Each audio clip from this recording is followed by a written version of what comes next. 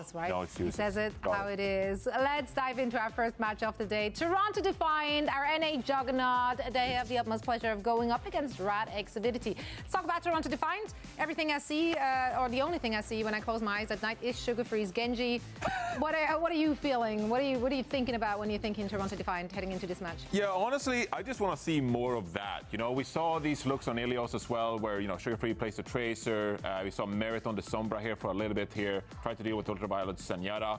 But it's really this composition I want to see more of. I want to see Toronto play more of this. This has been the meta composition, and Sugar Free is just so good on this Genji. Like you pointed out yesterday, Jake, there's that nice little detail of Vegas actually playing the Juno for this team as well, and Ripoll is on that Brigitte as well. But I want to see more of this composition. It puts Sugar Free on one of his best damage here, which is Genji, and it puts Merit on long range hit scan. Yeah, and if we're looking at the other side here, Wop and Bun are, of course, the damage duo here for RadX Avidity. How do they stack up against a Sugar Free Genji? I mean, I know Bun and Wop both no strangers to that hero, but would they go toe-to-toe or rather blade-to-blade? I mean, these are strong players. I think Wub and Bun are great highlights because they've both had great tournaments so far, big hero pools, a lot of flexibility, which is good for the meta. And this is a team, you know, I want to sing their praises, but in the end, no matter how good you've looked against other teams, you're going up against Toronto Defiant. This is a different match to any other that you'll face here in the bracket. This is a different beast. There's a reason that they're pre-qualified for the event without technically playing a single match here at the tournament, because they've just won everything in North America. No one has taken a championship from them. They have been undeniable in this region. And yes, Avidity, there's some exciting players to talk about, but this is such an uphill battle against the juggernauts of Toronto Defiant. I'll be impressed if Avidity can even take a map here, make this competitive, because Toronto is looking fierce. There's been tournaments where the start hasn't been so solid for them, but I think they've kind of kicked any of those worries to the side. 3-0 Pred for me, yeah, 3-0 across the board. I'll be really impressed if Avidity can take a map here. I'll really up their stocks as a team. Even if they go down 0-3, I could still see them having a decent tournament. I mean, Toronto's just on fire right now. They really are. And, you know, they're playing that high tempo. They're running at you. They're not playing around with their food. They just want to end it quickly, kick their feet back up, and wait for their next opponent. So it's going to be an uphill battle. I respect the 6% in the chat. That's right. And one of them was me, because I'm a massive Bun stan. She's my favorite. Yeah, it is. I mean, that's what I'm saying. Avidity, they're good players. Like, yeah, it's a solid team, but Toronto is just like best in class every category. Literally anyone in that lobby, anyone just looks serviceable. It's hard to even look good against Toronto Defiant. So, you know, it's going to be an uphill battle for them. Let's see what they have in store for us as we're sending it over to our beloved casters. Jack, Jen, 6% though? Believe? My God. Hope? My God. No? Yeah. Take that. Sure. You take that. 6%. Take that. You take that. You say hope, I say cope. Hey, that's more than 5%. That's so true. It's more than 4, 3, and 2, and 1% and 0%, Johnny. Hey, you're a numbers guy, Johnny, right? Johnny did the math. Numbers guy? I don't know. I don't know what I'm saying. Anyway, we're going to get into the game. Toronto Defiant versus RadX Avidity. I was trying to poke fun, but just wasn't taking the bait. Maybe later. Jen, coming in, I mean, Toronto Defiant, we spoke yesterday actually about how they need to kind of prove to the whole world that they can stand up to some of these Korean teams, and starting off with a 3-0 against the second best team in North America in NRG Shock. Are we there yet? Do we have confidence that this team can get to perform on an international stage? Obviously, the grand test in Stockholm is still yet to come, but with them facing RadX Avidity, are you on the same side of the desk here? Do you think it's going to be a clean 3-0 from Defiant? So the quote that I have is that yesterday, NRG played closer to Toronto than they ever have. So the competition is catching up to Toronto. However, it was a sweep for Toronto nonetheless. Rad and now, they really only play one composition with the Genji, with the Cassidy, or some kind of hit scan. So them being the masters of one comp, they really got to execute. And there's 3 ways of approaching this composition: being proactive, being reactive, or just purely disengaging. And with the high tempo play that Toronto Defiant like to play, I would almost see I liked how NRG yesterday were just purely disengaging and poking them down. So it may just be kind of respecting Toronto's dives and giving them space and then taking it back. But it's tough to want to give up that kind of real estate. Yeah, that's the big problem, right? You give up that space initially, and then it's like, oh, Sugar Free's on our back line. Oh, we just one comboed our support. Oh, we lost the fight. My bad. Well, a brief pause there. I think Bun DC'd for half a second, but she's back. It's all good. In the server, RadX Avidity and Toronto Defiant here in the upper bracket semi-final match. Toronto looking like them same old, you know, at the end of the day, they did end up losing maps. They did end up going down to a single team and then going to a map number 5 in the groups. But when they got Sugar Free on the team and when they're in a playoff scenario too, they're just a different beast entirely. We'll see if Radix Avidity can kind of, you know, live up to some grand expectations of the 6% in the audience and maybe take a map off Toronto. But we're going to roll out. It's going to be dive for either side. Ooh, and Buns on the Tracer. We don't get to see this too often. There's been a lot of Genji out of her, and I haven't seen a whole lot of Tracer out of her. She was doing a lot of Sojourn in the Calling All Heroes, and one of the best hit scans in that realm. So really trying to follow up with the 12's Dives, who was very known for his off tanks and a huge player in the Netherlands and an upcoming tank. And this will be, instead of trying to mirror that Winston against, well, one of the best Winstons we have here, going for the Diva to just bully that Winston out of the bubble is a good win con for Rad to aim for. Oh, Bud chasing away Merit right now, 50 HP. NY first to fall though. There's Merit. Bun taking one out, 12's another. So 2 for 2 now. Toronto Defiant Radix Avidity in a 3-on-3, but without Diva Mech, there is no luck for Radix Avidity. It will be a cap here for them, however, but Toronto Defiant not seemingly worried. They're just more than happy clearing up the rest of Radix Avidity and then going for a cap. I like RuPaul on the Ana as well. Exceptionally strong on this point. Can be fairly tough to dive too. It's going to be easy for 12s to eat a lot of that incoming damage, Jen, and the CC, but I mean, RuPaul is just an absolute master on this hero. There's no way he's going to let that happen. And the struggle that a lot of Diva players in OWCS have, where you think about Mari, Twolz, Attack, a lot of the big Diva players, is the balance between wanting to dive the back line, which you ideally want to try to counter dive what the Winston is doing to your team, but also as Divas, one of the best peel tanks that you have and the flexibility to boost back and forth in Matrix. But how do you stop someone like someone who is primal and your supports off the map? See you later. Yeah, he's a champion for a reason, ladies and gentlemen. Absolute beast. Toronto Defiant. Oh no, the whip shot. Oh, someone with a snipe as well. Yeah, tank players can aim. You have to now as Winston, to be fair, with the right clicks. If you're not hitting those consistent right clicks, you're doing something wrong on the Winston. Place an orbital ray to kick things off for Rad, but Toronto, they're such a high tempo team that you can't even really set up before Toronto are already trying to dive. Now going into such a narrow region like this for Rad, could easily see someone place a bubble in between them, try to break up the heals for Rad, but Toronto are letting them lock in. Yep. Probably looking for a nade line up here. Scuffed getting antied. Oh, the cancel on the ult too. What a stick from Sugar Free. It looks like Wub has managed to survive, but Scuffed thinking they can win this fight in cage. Gets the orbital ray cancelled. Not so much of a rare one. There is a small window like the Kitsune Rush where it can get cancelled, and well, that's on full display there. So Jen, I like that you pointed out the ult, but unfortunately, we're not going to see it this round. 10% to go is Toronto looking to take this first round. Oh, and a Bob to try and halt them, and Rad, it'll be up to Bun to touch if she even can, as Rad are also still trying to deal with someone. Also, the bubble is blocking them off. Last couple of ults for Rad to come out. Well, Sugar Free is just going to kill everybody now. Hate to break it to you, Wub heads and Wub Nation. Radix Avidity are going down on this first round. Got to deal with that rally on the point too. There's the self-destruct, there's the kill, there's the bubble to make sure no one dies. And Toronto, well, as clean as they always are, 100 to 11%. You almost want to appreciate the initiative that Rad took right off the first fight, because the first fight is so important to really dictate the success for the rest of the map. And Rad took the initiative, while a lot of the times when you see a Winston mirror, the Winstons are going to stare at each other, especially on a map like Lighthouse. And it's almost the dive that goes second is going to have a lot of freedom to dictate just kind of, you see what cooldowns are being used and then you react. There's a lot of reactive playstyles around dive teams these days. But Rad taking the initiative, Twolz and friends jumping in first, allowed someone to dive the back line and get a lot of value, especially with the Winston bubble. And Diva doesn't have that kind of isolation technique, a bubble of herself. The Matrix runs out very quickly.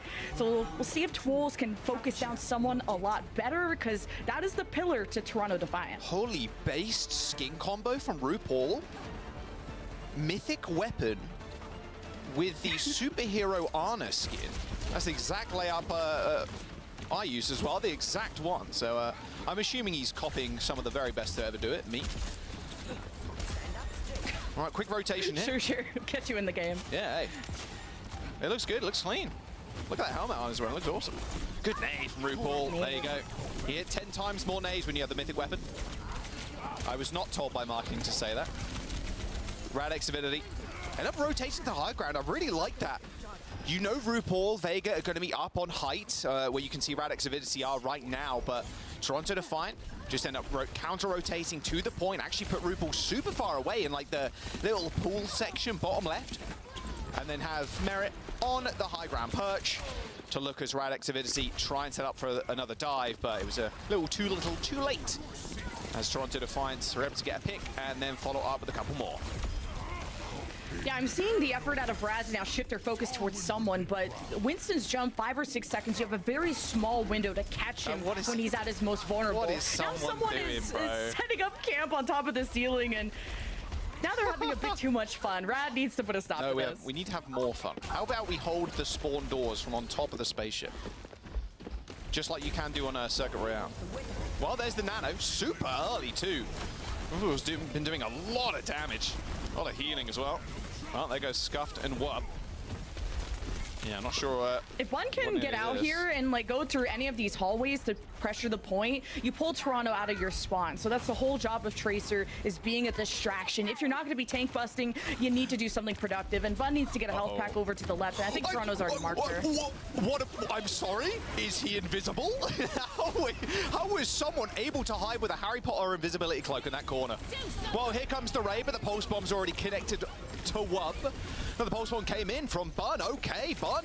She managed to kill Vega, but is it enough? Bob has been deployed as well as that rally from NY, but NY's going pretty low. Sugar Free just running rings around Radix Avidity right now.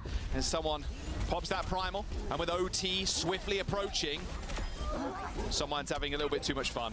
Even tanks the self-destruct to the face. Well, that's Toronto Defiant taking this round. And map, there should be another touch here, only briefly to trigger overtime, but that's going to be about it. Okay, Merritt, trying to ruin the KDA? I respect it. If he's only got one death, then, you know, you kind of maintain that anyway. You're all good. Yeah, I wasn't expecting this large of a gap.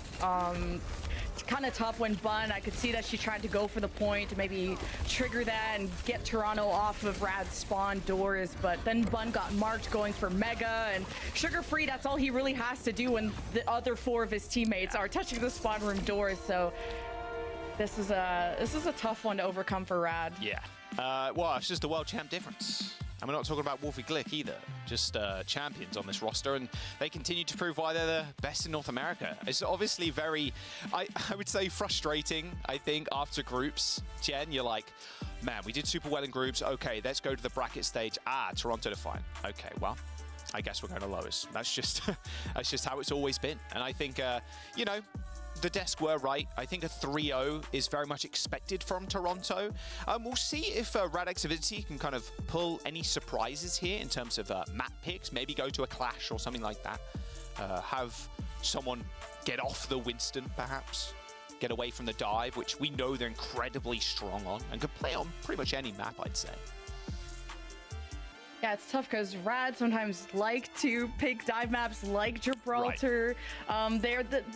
Control isn't always their strongest game type, but we'll see where Rad ends up wanting to go. Even a King's Row is possible. I think they should try to force an Orisa mirror. I think the Twol's Diva, that was one of his heroes that he was known for when he kind of sprung up in contenders, especially playing in the EU region, coming from the Netherlands, and Diva was like the hero that he owned, kind of like a Vestola type. But now you're going into Overwatch 2, you have to be able to play all the heroes, and a lot of teams are just not going to challenge someone in a Winston mirror, and they go for the Diva. And NRG were able to crack that eventually, bringing out attacks Diva. And this is a lot of deaths versus not a lot of deaths, for sure. 4 deaths, and I think one of them was Merit jumping off the edge of the map.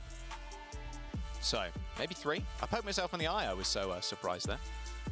Attempting to rub them. 0.1 KD. I think that's the lowest we've ever seen. I mean, look, it is expected. I don't think this really shows the true like power and potential of Radix Avidity in any stretch of the imagination. I just think Toronto Defiant are just so head and shoulders above the rest of the region right now. And I think Rad have a good opportunity at taking maps off of teams like NRG Shock and taking series maybe off of teams like Fluffy Dreamland and Nightmare, potentially, right? They are very much trying to punch up here in a large way. It's just Toronto are just... they're too strong. They are too powerful as we look towards the next map. Yeah, and I was talking about all those 3 ways to approach a Winston. You know, the proactive, reactive, just hard disengage, but hard to disengage when you're in your spawn room. And then you're very limited on all the ways to get out of spawn. So the only option there left is your Tracer trying to touch point and draw them away, which that was also not allowed. So a very suffocating state of the game to go on Control, but now we go to any other map, which is going to be a lot larger regardless. So this will be, I hope, a different game. Also, we saw Bun on the Tracer, which Rad have really stuck to the same composition of a hit scan plus Genji, and now trying to change things up on Control. Maybe it's a slight uncomfortability there, but expect the hit scan Genji to look a lot better for Rad. We'll see where they want to go. Clash, potentially. I can actually cheat because the big screen over there is loading into the map already. I was gonna say, I'd love a King's Road, like just any kind of Orisa-based map for Rad. Hanaoka. Okay. Same, yeah, just an Orisa map would be huge. Force someone onto something that he's not the best at. I mean, Orisa is just something very safe to play, and now you can really rely on your DPS to be the ones that shine, instead of someone just running amok, because it does take a level of execution to dive, and I think bringing this to an Orisa mirror would be ideal. Yeah, I really like that train of thought, yeah. I think that's exactly why they potentially picked here. Hanaoka and Clash maps in general, pretty good for this rush. Spinning. God, to be as happy as that small dog there in that pot spinning. I wish that were me. You could do a little spin. It'll be like the same thing. I could. Just don't get your wires tangled. That is true, yes, yes. Oh, look at, I mean... menacingly walking. WMO, actually. Unfortunately, I can't be quite as happy as that dog under the sheer weight of capitalism, but here we are. 10 seconds to go before the door opens. We're not going to get that deep, don't worry. Don't worry. It's just right now, Toronto Defiant with quite a sizable lead in terms of kills. We'll see if Radix Avidity can, again, come up with something a little bit different, because Clash, a very swingy game type. We've seen some very fast finishes, however, on a... We can talk... But I will... We can talk about also the Symmetra rollout for Rad, because they did that, and Toronto did not. So advanced positioning for Rad, and the feed is back as well. We're all good. I was going to say, we're Toronto's on the Merit high ground. POV, because I can hear the Peacekeeper firing. Wub ends up taking down Merit, though. Good start. 4 on 5. Little micro missiles, though, coming through from Vega, end up scoring a kill. Wub on the point is kind of menacing here. It's kind of splitting the team in half. Toronto Defiant need to look at Wub completely unchecked on the left-hand flank. There's a small split up yet again as Scuff finds a kill onto Sugarfree. Radix Avidity right now just grouping onto the point. Is Toronto Defiant try and make a retreat onto the high ground. Only to support someone alive right now is Radix Avidity popping extremely early Deadeye. Wub gets booped down to the point, but maybe that's exactly where he wanted it to be as Toronto Defiant end up getting kind of rolled over there by WOWCS. So first he had forward positioning off the Symmetra use off spawn from Rad, and kind of an exchange there. A really good flail initially from RuPaul to get Wub to the lower ground, but then there's this dance between when do you think the Deadeye is going to be popped and when do you want to pop your javelin spin or a deflect, and someone took a lot of damage, and he can be, he is a very aggressive Winston, but you don't always want to be the W key Orisa. At least you've got to make sure you maintain your armor if you're going to be that way. All right, easy cleanup. I think we're going to the Clash special here. Oh, good deflect as well. Sugarfree dominating. Bun shouldn't die here. She's pretty safe. Yeah, ends up dashing away as Merit and RuPaul longingly look at each other directly in the eyes as they cap B. And now we reset for the mid-fight. Yeah, and this is quite a gap in the Genji department. 30% faster on the blade for Sugar Free over Bun, and Bun must have fallen pretty early in that previous fight. But now both Orissa's running in. Terra Surge, here we go. Blades raised, Terra Surges. Vega's already scored a single kill, and hey, Terra Surge coming in for 12. Does end Sugar Free's life. Cut the blade pretty short, but it's all good. Sometimes a spear is all you need, and someone delivers those over and over again. A good spear kill, followed up with just some regular old damage, and that Ray just dominating on the high ground. Toronto Defiant, Cap C. Now we have a D fight.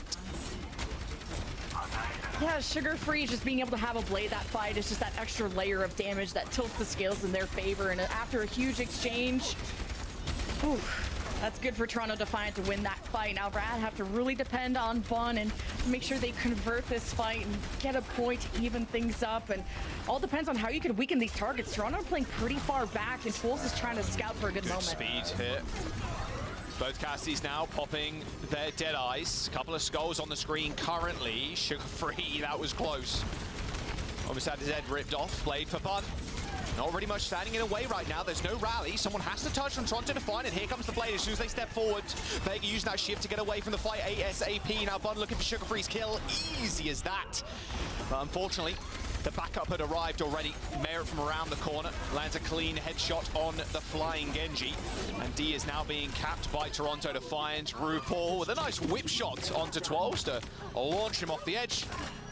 As Scuffs slowly descends. Kind of staggering himself a little bit there, but like Juno screams for a long time when she gets booped. All right, it's okay. It's okay, we're chilling.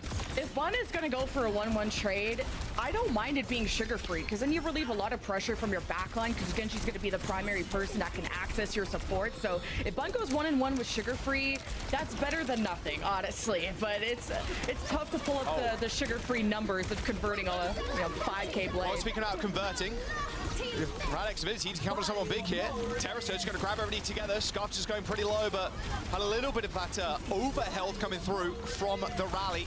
But with Nenwai dead and someone on a mission to kill Wub, there should at least be one tick here for Toronto Defiant. Very late deaths as well on Scuffed and Bun.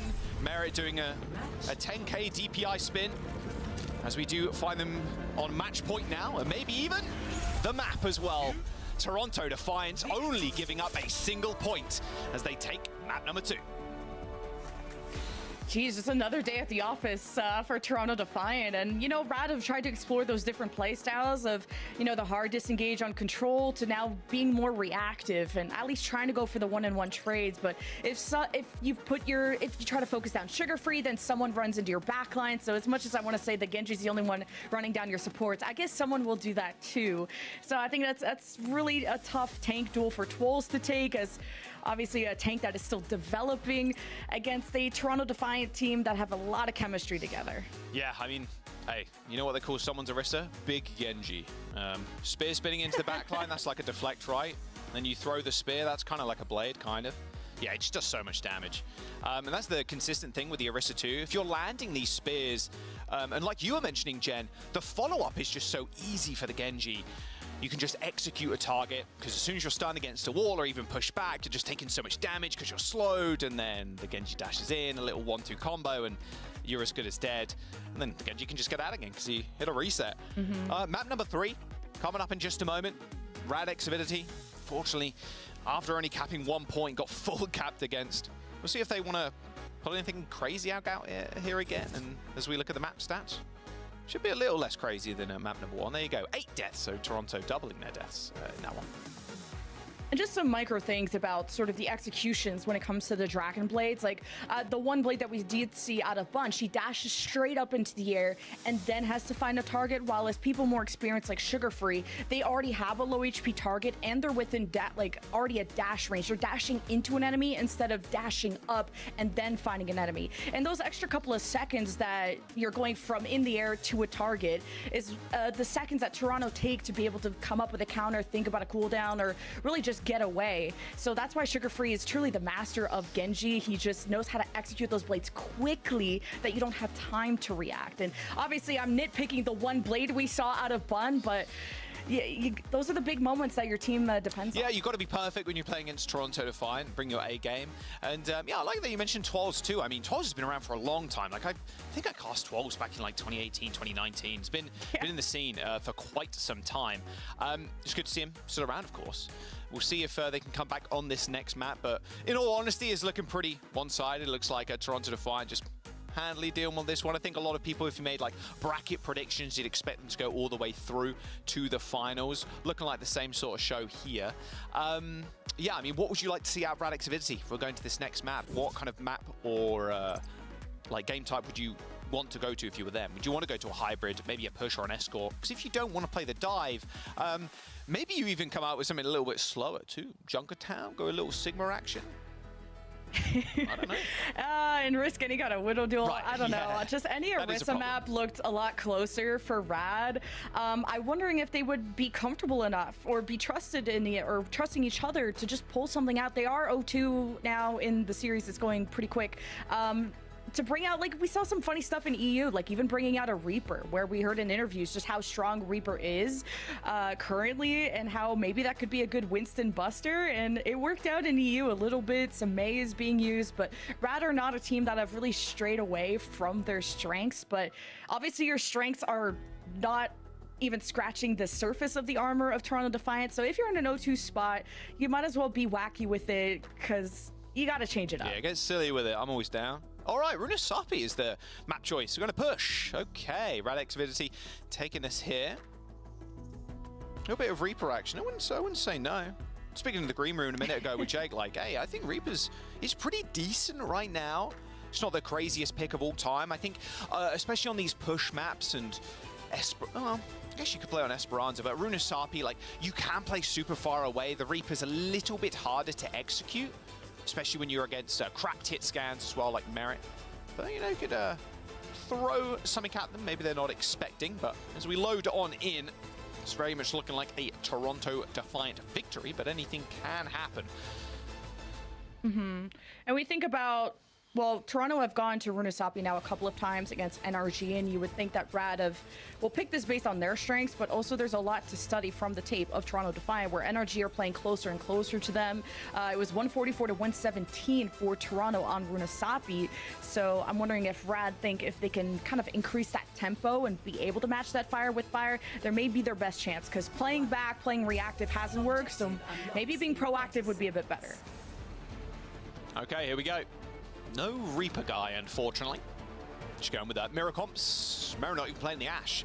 Don't mind the Ashe, don't mind the Cass. I think both of them have their merits.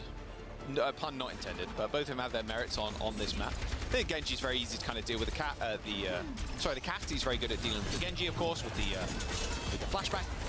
Bun's taking a rather large flank route here. You saw that on the overhead cam. Sugar Free opting for something a little bit different in there, but kind of instantly punished by Merit.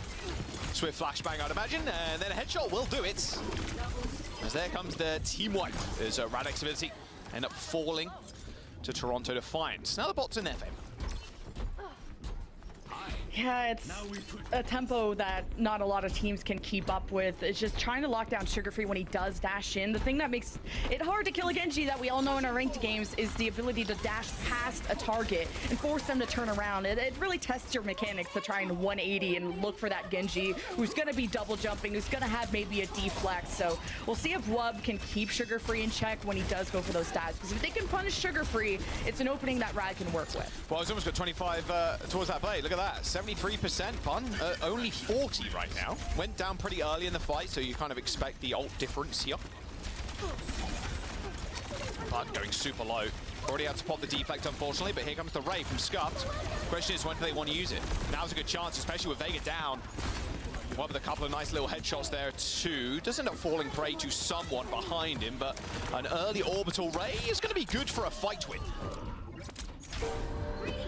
Yeah, absolutely. Being able to, well, take an L to take a W, it works out for Rad to be able to put up a lot more healing by taking more damage, getting that orbital ray quicker than Vega, and ultimately gives them a W following, but they'll still be at a deficit. But hey, if you can trade back and forth, you just never know what kind of momentum you can carry through and what mistakes you can force out of Toronto Defiant, if any. But now it'll be a big sugar-free blade we got to watch out for. For both High Noons popped, who's going to blink first? All right, both Cassidy's deciding against it. Wub now on a small flank. When will he reveal himself? Oh, spots Vega. Oh dear, that's one very weakened Juno. Blade's been popped though, straight on top of the rally as well. Sugarfree's just doing unbelievable amounts of damage. Oh, on a bouncy cast as well with Nemwai. Nemwai was like, surely if I just bounce the opposite time to the Genji, he can never catch me. 7 minutes to go, Toronto Defiant in with bot control. Yeah, Vega having the orbital ray much later on in the fight gave them that advantage they very much needed to supplement someone like Sugarfree, to supplement the fight as Toronto took more and more damage as it went on. So the later you can use your support ultimates, the better, but it all depends on can you survive that first initial assault. So they did that against Rad. Now we're looking towards Bun and what she can do. And there's a lot of little nooks and crannies to sneak through, but Bun is just going head first into it. Someone realizes there's a terror surge happening, looks quickly at it as 12 goes super low. Bun takes down Sugarfree. Blade has been popped. Here comes the damage. Someone taking a fair bit has to back off. Bun isolating and killing Sugarfree is a good start. Toronto Defiant now down one. The bot, unfortunately for Radix Avidity though, was on the checkpoint. So this was Toronto Defiant's chance to back off, reset, and go again as the bot was in butt scratch mode. As they are going to reset into the mid after only using one. Still a fairly close game. Oh, good eats. 25 meters, Deadeye. I mean, someone protecting him with his life. Rad needed to just run down that Cassidy. And you got to really decide whether you want to escape or commit to the Cassidy. And Rad did their best and managed to still pull through despite that Deadeye still going off. Don't lose anybody else. Oh, Nemwai going down is kind of bad. Rally was available there from Radix Avidity as well. Not sure though, Toronto Defiant might not be out to touch. I mean, someone and Mera only just coming back now. Vega and RuPaul should be too far behind, but this is going to be checkpoint. Okay, so they're going to tie the map up 55.53 meters on at that checkpoint as now Radix Avidity decided it's time to leave. Come on, robot. So this will reset to the neutral point. Orbital Ray fight for Toronto versus a Deadeye kickoff for Wub with Sugarfree at the ready with the Blade, and here's the initiative. High Noons, Blade available from Sugarfree, instantly pops it, is going to get that damage boost as well. Wub was just caught out on the side, Sugarfree. Oh my goodness. It's just so beautiful. I'm happy Genji's back in the meta, and I'm sure a lot of you at home are happy as well as we get to see blades like that. It's going to be Toronto taking the lead after that. Juno ult, Orbital Ray and Blade.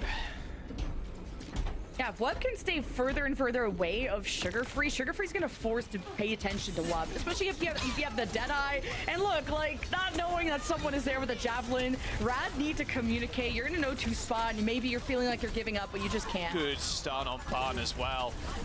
Sugarfree, I think someone there, sorry, was drawing the eye of Radix Avidity. As RuPaul just steps up onto the high ground, up that staircase, pops the rally, gets a bash, and stuns the Genji. Blade available from Bun though. She can combo it, of course, with 12's ult. It's not uncommon, but someone's trying to hold the door right now. High Noon popped. There's the speed ring. Putting Mera in a better spot, or at least trying to.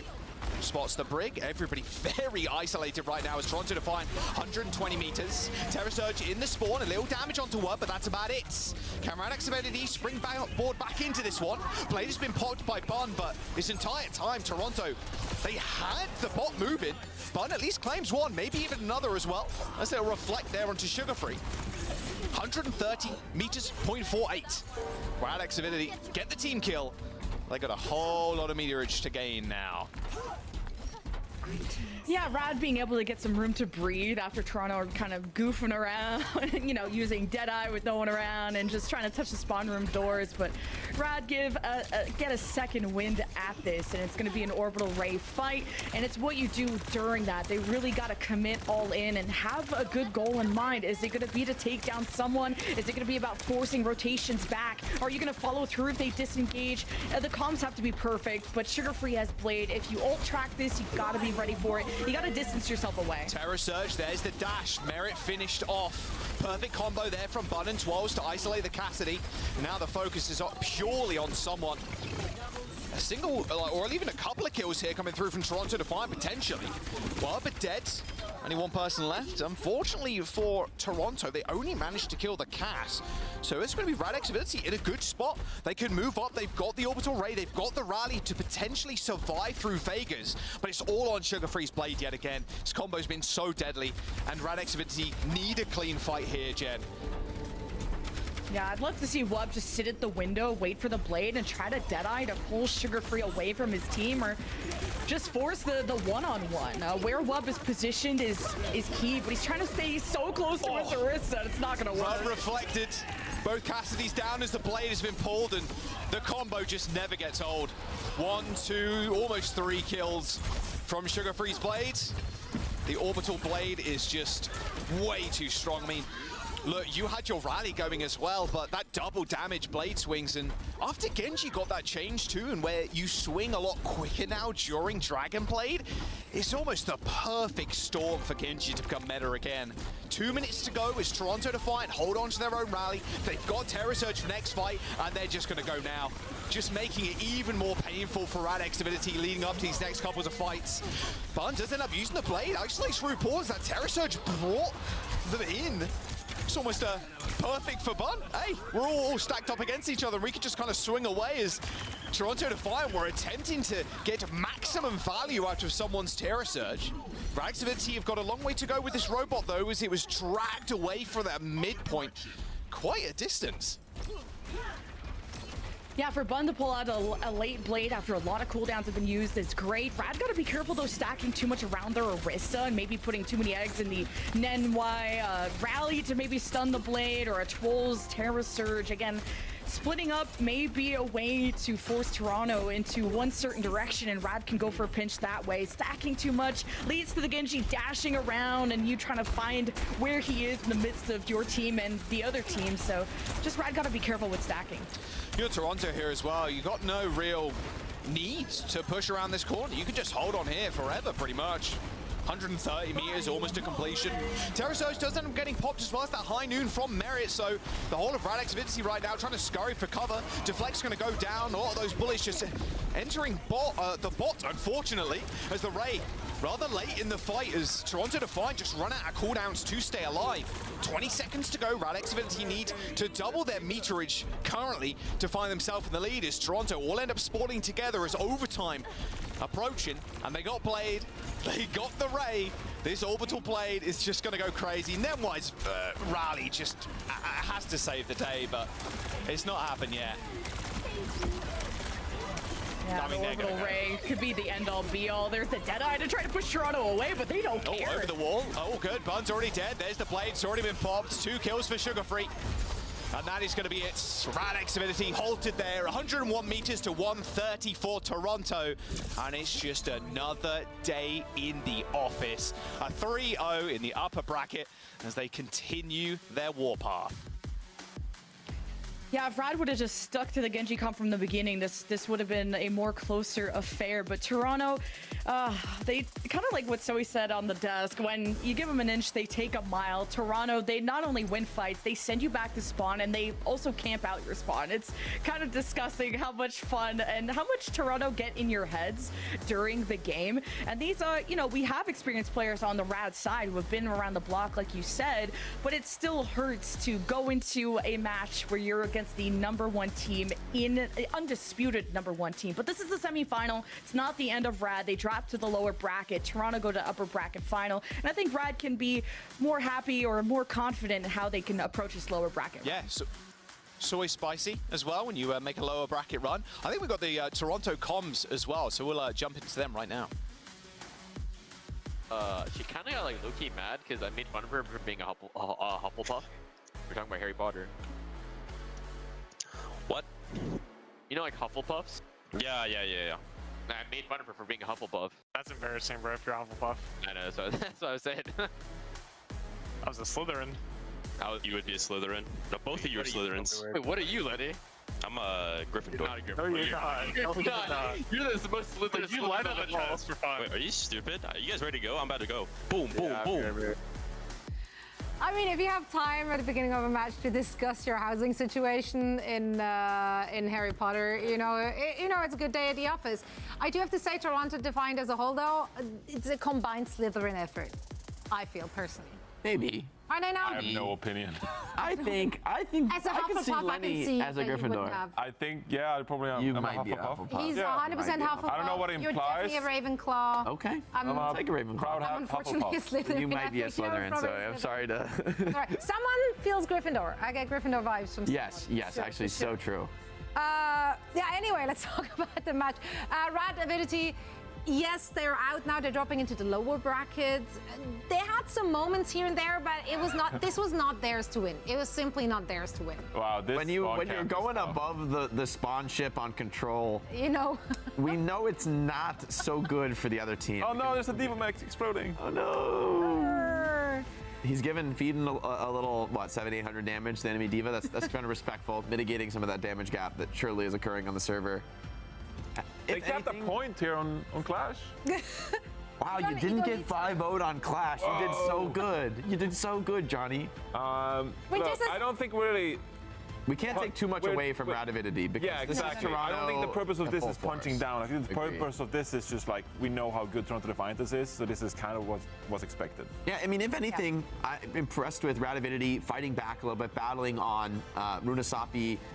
Sugar Free had a lot of big moments on the Genji, was definitely Yeah. running the table, but Bun struck back, Yeah. went blade for blade there a couple times. Just the overall pressure from Toronto. It's this is the nature of the game in Overwatch. When you're winning by a little bit on every front, you win by a lot on every front, right? It all snowballs, it all compounds, and with a team as good as Toronto Defiant, with every level of execution is just clean, it's such a hard fight to go through.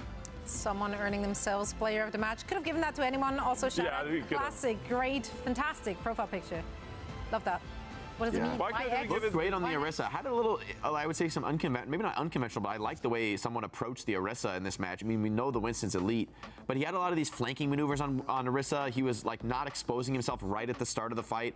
Let the enemy Orisa show herself first, start the cooldown cycle, and then he comes from a side angle and engages with a big cooldown advantage. I like the way he approached it. I'm gonna be Would, copying that in my Yeah, race. I'm gonna steal that from my right. Seriously, it's good. It's clean play. Will You will that work your against teammates other might teams, be though? upset if your teammates don't understand what's going on. It might I not saw work so well. someone do it. I saw someone do it in OWCS. The hubris, the hubris. Will that work against other teams, though?